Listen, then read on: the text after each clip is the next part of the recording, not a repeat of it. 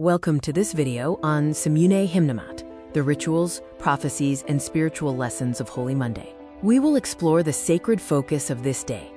Semmune Himmamat signifies a complete shift in spiritual gravity, halting readings and hours related to Christ's birth and ministry. The intense concentration is solely on the Lord Christ's suffering, serving as a spiritual source of blessing. The Church is draped in mourning for three reasons. It signifies the darkness of the Old Testament, is a protest against the sins of humanity, and serves as a call to mourn our own transgressions that necessitated Christ's passion. The liturgy is suspended from Monday to Wednesday, following the Old Testament rule for the sin offering to be burned outside Jerusalem. Since Christ's suffering took place outside, the Church holds all prayers outside the altar until Thursday. Holy Monday focuses on two great signs, the cleansing of the temple and the cursing of the fig tree. These lessons reclaim the house of prayer and judge against false claims. Christ returned to the temple and aggressively drove out the merchants, declaring, "My house shall be called a house of prayer, and you make it into a den of robbery." This action fulfilled the prophecy of the Lord suddenly coming to his temple. Saint Ambrose of Milan warns that priesthood service must be sustained through free giving, not transactional trade. Saint Cyril of Alexandria notes that Christ's intervention was necessary to demolish the dead letter of rituals and establish a new spirit of worship.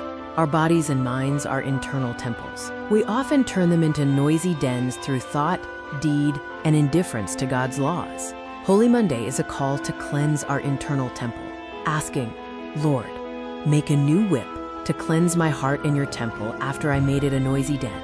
The fig tree was cursed because it had leaves but no fruit, suggesting a false promise of an early crop.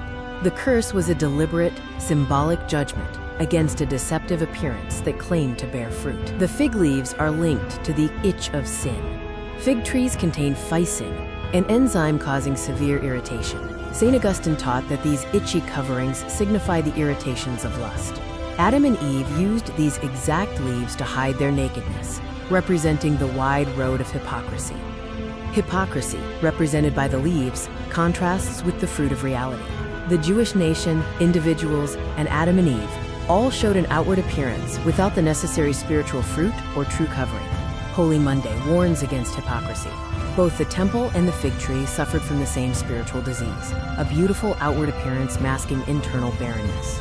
God examines the kidneys and tests the heart.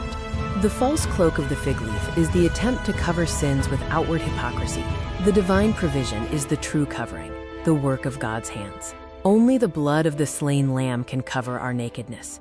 The psalmist cries from the depths, "O Lord, hear my voice. If the Lord kept a record of sins, who could stand? But with him there is forgiveness. O Israel, put your hope in the Lord, for with him is unfailing love and full redemption." Kyrie eleison, God, have mercy on us. This video's content is excerpted from the book An Orthodox Spiritual Journey from Fast of Nineveh to Good Friday by Deacon Medhani Haley.